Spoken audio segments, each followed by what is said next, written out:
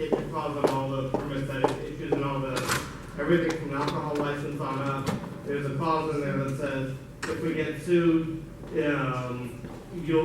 you, the developer, property owner, business owner, whoever is going to be the beneficiary of this, will indemnify the city and pay for our legal fees. This process basically allows the city attorney's office to use outside counsel when they're inundated or don't have the expertise to defend the city appropriately, utilizing the fees paid for by the developers. So what will happen is, if we do get sued, for example, I'll use Universal right now. Universal is being sued on their evolution plan and on the environmental clearances for it. Instead of the city having to bear all the costs of that lawsuit, Universal has actually created an account that allows for the city to tap into that account and pay for the hours spent by the city attorney's office and pay for any outside counsel that needs to be utilized, including experts. If we need to hire a new traffic study, instead of the city paying for all that, we'll tap into that fund that's being paid for by the beneficiary of that entitlement to pay for it.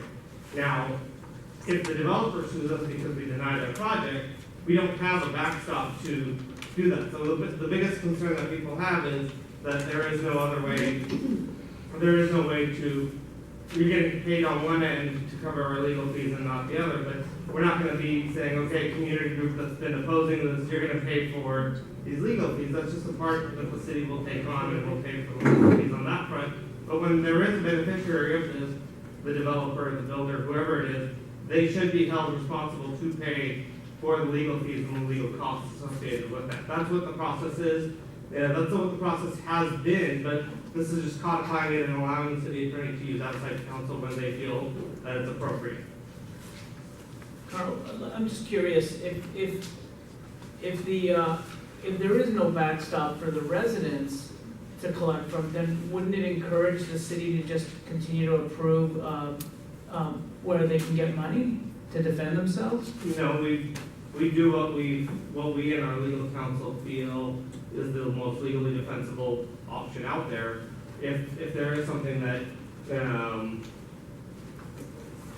the city attorney's office is there to give the city, we are the city attorney's clients, and they're there to give us the best judgment of what's the most legally defensible, and we use that in our decision-making process. We don't use the fees. Trust me, we pay millions of dollars in legal fees, and the city attorney's office costs us millions of dollars a year to run, but it's still there because it's there to protect and give us legal advice. But if the indemnity clause is already in place, then The indemnity clause has always been in place. right, then what is the purpose of this in a nutshell? I'm sorry that you have to read. It's to allow for the city attorney's office to have outside counsel when they're backlogged and to bring in expertise when they need it. Oh, so previously what you're saying is that the money could only be spent internally to the city? They would have to come in on a one-off basis and get approvals to do outside counsel or stuff like that on a case-by-case basis. If it was over an amount, I believe it was $20,000, which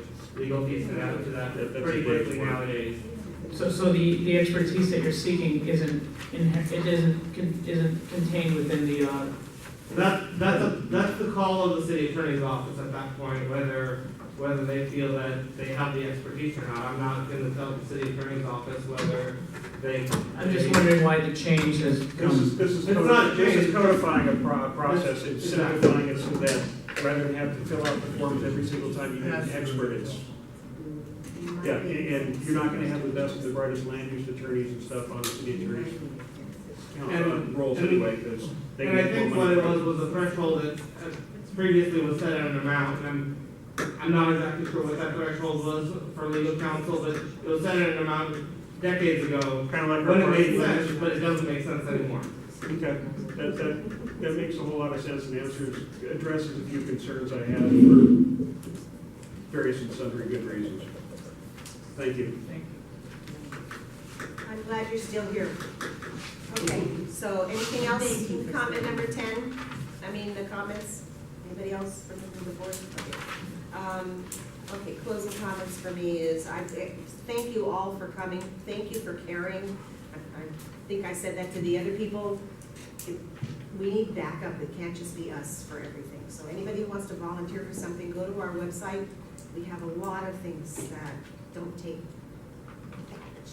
You can but do it in means so small much. snippets. the body's doing stuff. I mean, our outreach committee, we do a lot of great things. We have bylaws committee, budget committee, land use, transportation, cultural affairs. We do different events that we put on throughout the year, all over it, or doing all kinds of things. Government affairs you'll see on our website what everything is. Please come more But you can often. go to the different meetings and see what you like or don't like. Transportation isn't just cars, it's Safety, Crosswalks, it's bicycles, crosswalks, the lights, the synchronization of the lights on Enforcement the issues. yeah, enforcement. Transportation affects your life every single day. You Well, don't actually, think all of our about it, committees do. but especially And transportation. our board meetings are the third Wednesday of the month, and if you Especially gave me your land use. email addresses, you'll be put on our e-blast. I promise you won't get more than 4 of them a month, unless you unless you want to be on every single committee's agenda list. So, and tell everybody you know, more people, we want to win this year, July, I think it's June 30th.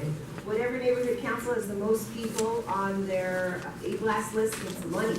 Money we have to spend on Studio City. I don't know how much it is, but even if it's $1, it's better than nothing. Yeah, because we're chartered to get $50,000 a year. We only get $37,000 now. We're hoping it'll go back to $50 sometime, but Yeah, but that's until they take the money off of the online voting and the website. that's I actually the move that we president's adjourn. time, not the I make a president's. motion that we adjourn. Oh, the online vote would be wonderful, because then they can track who you voted for and take the Thank you. minutes.